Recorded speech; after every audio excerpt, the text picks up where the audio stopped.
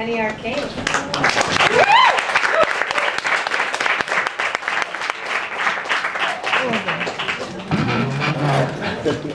So,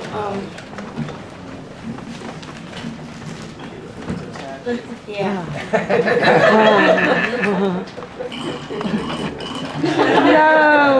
No. Okay. All right. Is that okay? No. Everybody, you're No. pained? What? You can't see my face? Right. You're shooting video. You're in shadow. That's nice, though. You know. All right. Yeah. Yeah. Semi shadow, right? Right. I really appreciated John's historical overview. I, felt compelled to say John Porcaro's Playhouse of the Ridiculous, not the Theater of the Ridiculous, because I was in the Playhouse of the Ridiculous. But it's interesting. I looked around the room and I saw just now as I was sitting, because I never think about what I'm going to do when I come to do a one-off. I always try to just do what's in the room for me. And I thought, wow, there's an opportunity here. And I guess I do so many different things that I kind of misinterpreted what tonight was about. And I was going I was going to read something autobiographical about myself in the Lower East Side that was, from earlier, like from 1967 when I got here, when I was 16 years old. And then I thought, but maybe there's more of an opportunity, because I see there's so many younger people here, and there's so much misunderstanding about the younger people and the older people, because there's a generation gap, but it's not between younger people and their parents. It's between younger people and us, the people who mostly did not become parents, the people who came and were artists, and now a lot of you guys are coming and you want to be artists, and there's a lot of misunderstanding, and there's very little communication, because I was talking to Bob about this when Bob got here, and I was saying that, Anna had come over to this table and she said, "Oh, you older established artists are so cliquey." And I think what she meant was she wanted us to be around in amongst you. What? But the truth of the matter is, Yeah, I know. older established writers are like anybody else. You walk into a room, you see who you know, and you go and you sit with them. That's all that's going on. It's not like, oh, who are those nobodies over there? So, and then there's the whole element that, most of us who are here who are older, we're really young. Maybe even younger than some of you guys are right now when we came. And there were giants. I mean, there were true artistic giants. I didn't say more than hello to John Giorno till I was 40 years old, and I met him when I was 18. I was too embarrassed to say more than hello to him. I met Andy, I worked with Andy Warhol, but I don't want to talk about Andy. Allen Ginsberg. Allen Ginsberg didn't talk to me for the first 15 years that he knew me. Because I was a girl. He talked to Patti Smith, but he thought Patti was a boy.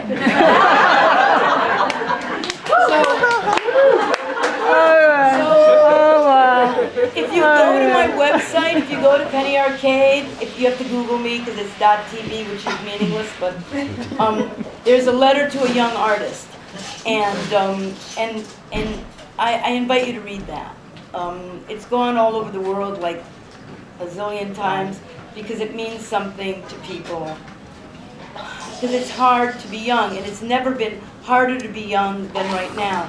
Because when I was young, when Dalachinsky was young, when Holman was young, when Bonnie was young, when Yuko was young, when everybody who's here who's old was young. Yeah. Nobody expected us to have a point of view when we were 25. We got to be in the shadows. We got to take a very long time to grow up. And you guys don't have any time. You have no time. You've been tricked. They are stealing your youth from you. It doesn't matter. Today I looked up a word. I don't know if I'm saying it right. Manqué. Is that right? Manque, Monkey. M-A-N-Q-U-E. Manque. Monkey. E. It means a person French. who doesn't become Manque. what they set out to be. And there are a lot of people who don't end up being who they want to be. Why? Because they're trying to create themselves as product. Penny Arcade axiom number 1. While art can be product, product can never be art. Okay, so I decided to read some stuff from, I don't hate young people. People have this idea. No, they do. They always, Penny Arcade hates young people. I'm like, no, I don't hate people because of their age. I hate people because of their values. So I'm doing a show, I've been working on it for almost a year, called Longing Lasts Longer, which is to answer this thing that anytime somebody my age says anything, we're accused of nostalgia. And it's about the difference between longing and nostalgia. And I'm doing 4 performances, by the way, like on Mondays, May 18th to June 8th. And if you look on the Joe's Pub website, or on my website, you can find it. And I do invite you to come and support my work, since I don't get grants. Okay, so this is a prologue that I just wrote. From the moment we're born to the moment we die, each of us is creating a time capsule. Memories, experience, triumphs, traumas, failures, accomplishments, a series of snapshots that project on the inside of our brains of who we were as we were becoming, who we thought we were at various times in our lives, and who we did not become. Some people call this time capsule my life. Some people only open this capsule when they're dying. That's why in near-death experiences you hear people say, my whole life passed before my eyes. If you open it when you're young, it looks like there's nothing in there. You say, I don't know who I am.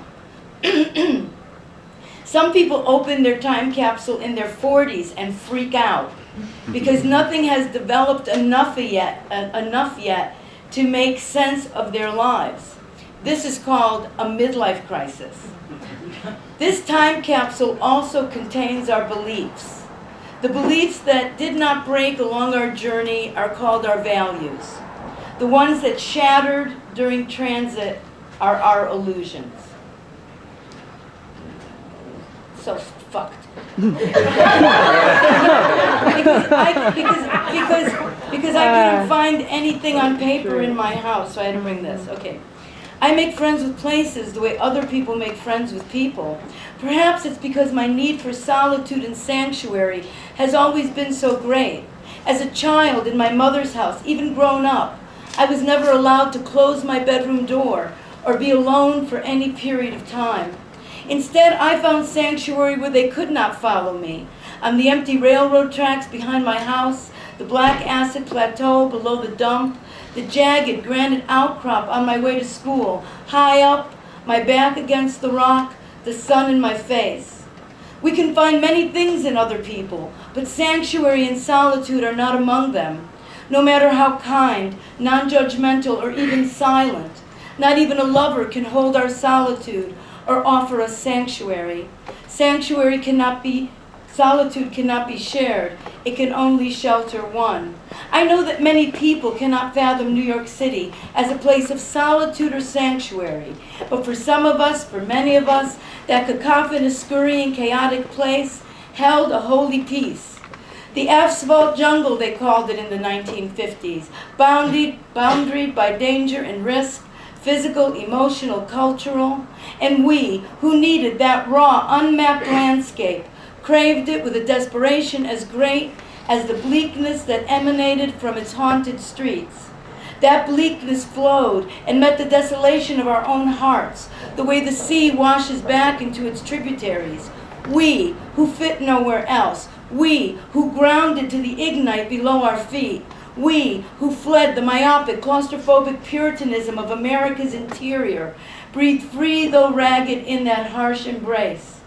Everyone talks about how the world is changing, but some of us know that the world has changed forever. There are no more empty places, no hidden alleyways, no secret corners left anywhere. After all, New York is only a tiny island. Like the rest of the planet, it too is now mapped, delineated, claimed, bought, sold, branded. When I tell people what I miss about New York, they think I'm talking about my past. A past that's been glorified to them. Just kids. They associate me with that lost glory. But I equate that time only with glorious defeat. I know from experience that my point of view is incomprehensible to many people because my point of view was honed by a long exile at the edge of society. Quentin Crisp once said to me, "Miss Arcade, people like you and I do not fit in. We cannot hide what we are. We have to work hard in order to be accepted by normal people." And I said, "What are normal people?"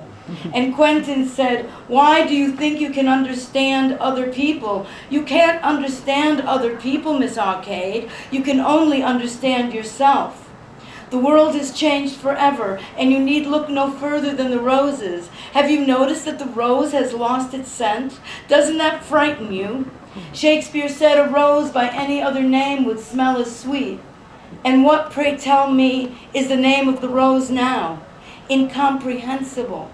But this is theater and this is poetry, and in theater and poetry, even incomprehensible things may be understood, if only fleetingly.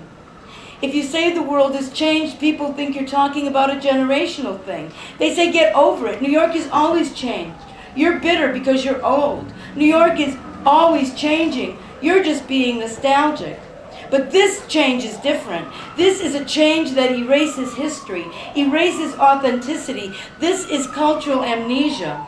There is a difference between nostalgia and longing. Nostalgia is a wistful, sentimental yearning, not only for the past, but for who you were in that past. Nostalgia is passive. It is done from a safe distance. Longing is a persistent sense of loss that attaches to ourselves, our values, our history, our desire, a desire that is not material. Longing is not tied to time and place. Nostalgia is connected to the past, but we long into the future, and longing lasts longer. I'm not nostalgic for the 60s. The 60s were violent. All those assassinations, all those demonstrations I went to where the police hit you in the head. Entire generations of Americans became aware of the hypocrisy and corruption at the highest levels in our country. New York was violent in the 60s. I was raped 5 times in the East Village before I was 18 years old. New York was a police state in the 60s. Who wanted that back? I couldn't wait for the 60s to be over. I am not nostalgic for the 70s. The clothes were ugly and made out of polyester, and the music sucked. The idealism and the backlash against the powers of evil in our country dissipated. It was demoralizing. I was in my 20s in the 70s. Who wants to go back to being in their 20s? I couldn't wait till my 20s were over. I couldn't wait till the 70s were over. I'm not nostalgic for the 80s. That's when the decades started to repeat themselves. I spent the entire 80s in hospital rooms or cemeteries burying my friends. During the AIDS crisis, we saw what we could expect from our government and from society. It felt like the sinking of Atlantis. All our friends died overnight. At the same time, New York was full of yuppies and Eurotrash, but only small numbers of them used to come downtown to slum in our dive bars, galleries, and performance spaces. At night, they went back home to the Upper East Side. At least they didn't live in the neighborhood the way they do now. I was thrilled when the stock market crashed in 1987 and 100,000 yuppies in their tight suits and pink shirts cleared out of New York overnight. I'm not nostalgic for the 90s, the advent of the hipster. Suddenly everyone was an artist. That's when copying started to be called appropriation. 100 years later, it's an homage. 10 years later, it's called copying. New seekers came to take their place in New York in the 90s, as new seekers always come. But fast on their heels were the careerists, the commodification of rebellion, the co-optation of hip. Many took the style, but few took the values. In the 60s, we used to think that if everybody dressed like us and listened to music like us and used drugs like us and critiqued the government and the corporation like us, the world would be a better place. Right. Well, the hipsters proved that wrong. Downtown New York became like Vietnam. You couldn't tell who the enemy was anymore. I'm not nostalgic for the aughts or the Audis. Who could be with a name like that? It's the same people who use the word hottie. Suddenly everybody's an activist. Being an activist became an identity, and the actual meaning of being an activist changed. Sharing your opinions about the problems in the world with your friends is not activism. Hitting like on Facebook is not activism. Ideas and words that our culture was built on, which we use to communicate with one another, are becoming more and more devoid of what they meant before. The power of the word that most of us thrilled to is being made mediocre. The word awesome was once used to describe natural phenomena, mountains, a waterfall, lightning, the vast ocean. No matter how good a cheeseburger may be, it will never be awesome. In 2000, I went to the Jaffa Cafe, another community landmark that's closed. The waiter came over. I said, you have a nose ring. You have holes in your ears the size of quarters. You have 15 tattoos and you're wearing an Izod shirt and chinos. You are confusing me. You are sending me mixed messages. What does it mean? He said, it doesn't mean anything. That's when I realized history had ended. I have always lived in the present. I don't want to be who I was then. I want to be who I am now, on the road to who I'm becoming. I am part of the control group. For 50 years, I have thrived outside of middle-class America. I grew up in the culture of resistance. I am sex, drugs, and rock and roll. I grew up outside the hypnotic swirl of media and market. I am not encoded. I am not brainwashed. I did not watch television for 45 years. We were too busy fucking and reading and making art. I reside outside the illusion of the spectacle, in the world of substance over appearance. I am part of the control group, but I'm not the only one. Thank you.